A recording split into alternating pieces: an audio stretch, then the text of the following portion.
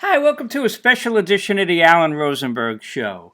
Sit back and relax, and I'm going to tell you an interesting story from earlier in my life when the world wasn't so stressful, where people weren't so judgmental. It was just an easier, I think, more fun time. The year is 1985. I graduated college in 1985. I got my first job. I was working for a small family-owned business they were distributors of what they called advertising specialties, imprinted items. You know, businesses get their name imprinted on shirts or pens or calendars, things like that. So I'm working for this small company. It's a family-owned business. And I'm making $14,000 a year, which wasn't terrible. It doesn't sound like a lot. It was less than I remember most of my friends were making more, but it really wasn't a bad pay at the time. And I'd be packing boxes and learning the business from them and things like that. One day, the owner says to me, the owners, they say, listen, you're not earning your keep here, man. You got to go out. You got to make some money for us. So what do I got to do? They said they want me to go out and sell stuff. So they say, go into the showroom, pick out some items that you think you might like and that you think you could sell. And we'll give you the catalogs, we'll show you what the pricing is, and go door to door in New York City, Manhattan, and sell this stuff to companies.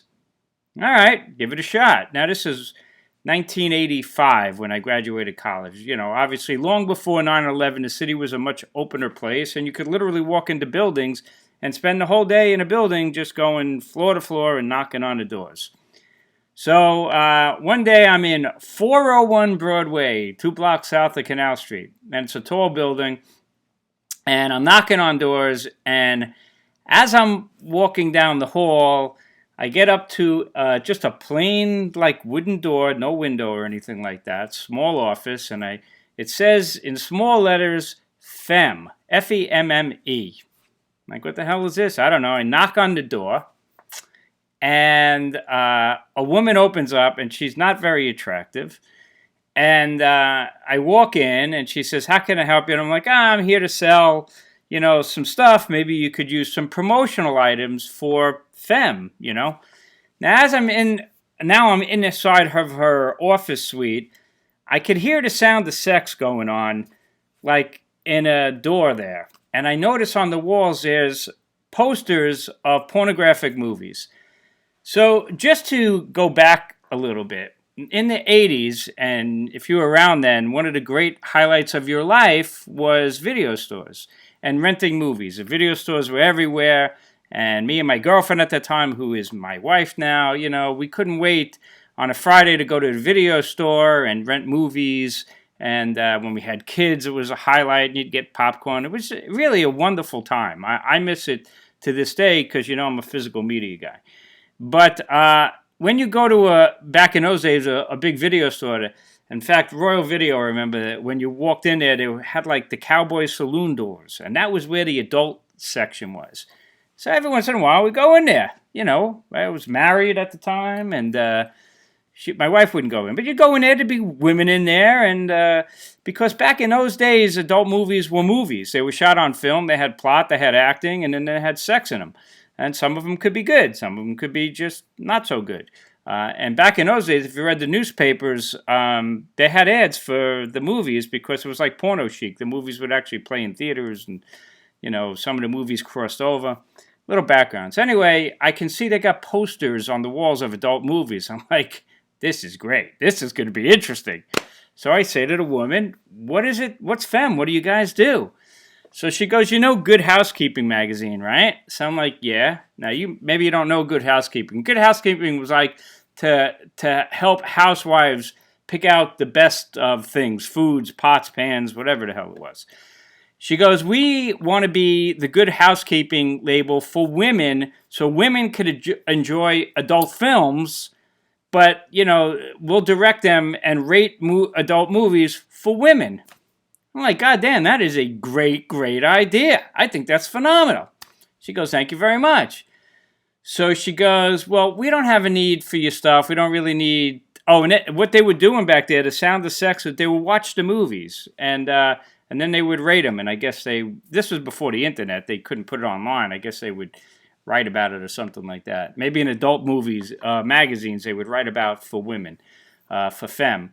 She says, you know who you might want to talk to? She goes, femme is a partnership with Candida Royale. She goes, did you ever hear of Candida Royale? I'm like, of course I've heard of Candida Royale. She's a legend. She was a very, very famous porn star at that time. Very cute. In fact, there's a documentary on her on like streaming on Tubi and some of the other ones called Candace.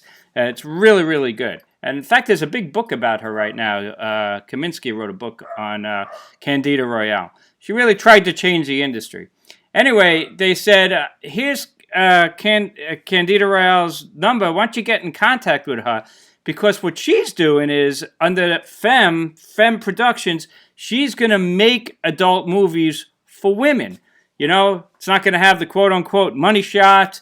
It's going to be really nicely done, acted, and produced, and glossy, and really nice, but have sex in it. You know, like a romantic movie that goes a little further.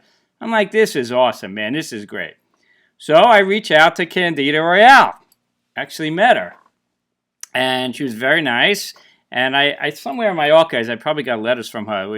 It turned out we had a nice conversation. She told me what Femme Productions was going to be all about. And I was like, this is great. And it actually, I think she was fairly successful for a while. Produced a whole bunch of movies for, you know, towards women. So they were nice films that just took it a little further. Candida Royale says to me, she goes, I don't really think I could use this stuff, but there's a guy who might, you know, be interested. Now, back in those days, it was kind of like rap music. You got the East Coast, you got the West Coast, right? So the East Coast porn had their own actors. They would be in a lot of other movies as well. But she goes, here's a number for a guy named Cecil Howard. Did you ever hear of Cecil Howard? I'm like, of course I've heard of Cecil Howard. You go into any adult, you know, part of the video store, and he made big budgeted adult movies with plots and real action, and, you know, they were good. Some of them were really good. What was some of them? Firestorm, I remember. A couple of them. Me and my wife watched a few of them back in those days. And so I'm like, Cecil Howard? She goes, yeah, he's in charge of Command Cinema that makes these movies. And his movies are pretty legendary to this day. And so she says, give Cecil Howard a call. Tell him that I sent you. So I call up Cecil Howard. Now, Cecil Howard, he was like in Midtown. Back in those days, 42nd Street was not the Disneyland that it is now. You know, 42nd Street in New York City was pornography and Grindhouse and these big movies showing terrible horror movies. This is a Alien shirt. Terrible horror movies and kung fu movies and adult movies. A very exciting place to be, but, you know, dangerous, certainly dangerous at night. And that was Times Square. But in the corner of 42nd Street and 8th Avenue was Show World, which was like the porn hub of, you know, places, you know, if you wanted to go see strippers and all of that kind of stuff and live sex shows, that was Show World. I think his office was around there, if I remember right. And I made an appointment, and I go see Cecil Howard, and I walk in to his office, and I walk in, and it was amazing. All over, he's got the posters of his movies, and not only that, he had the film canisters. I remember the room full of film canisters of all of his movies, which I can't remember some of them, but Firestorm was one I definitely remember. And I'm talking to Cecil Howard. I'm like, this is unbelievable. I can't believe I'm meeting you, and telling me a little bit about the industry and stuff like that. And he was very nice, actually. And I think I sold him erasers that looked like in the shape of penises. It was not a big order. Didn't care. I was having the time of my life just meeting these people. It was a lot of fun. And he goes to me like this. He goes, now back then I was better looking. I had hair. In fact, in high school I had shoulder length hair. And then by then I had like longer hair, but not shoulder length. He goes, hey, did you ever think about being in movies? I'm like, what do you mean? Like, in what sense? He goes, you know, like being in movies, like acting in it and, you know, being a porn star or at least a porn performer. I'll see if you can make you a star. I'm like, get out of here. Really? He goes, yeah, I think your personality and your look, I think you can probably pull it off if you can do it. He says, if you want, I could set you up with a performance test. I guess that's what they called it, a performance test. I go, I don't know, man. I got a girlfriend. Was I married? No, I was not married. I got married in 87. I'm still married to the same woman, by the way. You know Carrie. You met her once. So I says, let me talk to my girlfriend, which was Carrie. And I'll mention to my parents, which I did. I told them I had the best time. I met Cecil Howard. The guy says, hey, want to give it a shot? He'll give me a performance test. Carrie's like, are you kidding me? You ain't that good. She didn't really say that. But she probably thought it. I cracked myself up. Anyway, I mentioned to my parents, they're like, are you kidding me? You know, I'm like, it's a good fantasy, right? Anyway, I did call Cecil Howard up and I said, thank you for your offer, but I'm going to decline. My parents and my future wife don't really think it's the best idea. And that was the end of that. But I did not pursue my opportunity to be in porn. So as I'm sitting here in the world today, in the state that we're in of misery and depression, which I'm suffering from, and so is probably everybody else, it just brought me back to a nicer time, to be honest with you. I miss those days in a lot of ways. And maybe I thought you'd get a kick out of my little brush with porn. And I wanted to do this video also because I'm going to lay the ground. This is like, what do you call dropping little seedlings? So there's a book behind me. It says Hindsight, The True Love and Mischief in the Golden Age of Porn by Howie Gordon, a.k.a. Richard Pacheco, who is a famous porn actor. And you know, I'm really not big into porn, believe it or not. I find it boring. I find it a missed opportunity, you know. I think when they made movies, it had, you know, if you like romance movies, sometimes when you're watching these movies, you kind of wish it would show a little bit more. Well, why don't they just make adult movies out of movies, but they do show more, and that's what the Candida Royale was doing, and Cecil Howard was doing that. And some of the porn stuff back then in that golden age of what they called porno chic were actually pretty good movies. You know, so made me think back to that time. And I'm going to be reading Hindsight, and I'll talk to you about that when I get that. I put it on my birthday list. We'll see if I get it. I think I will.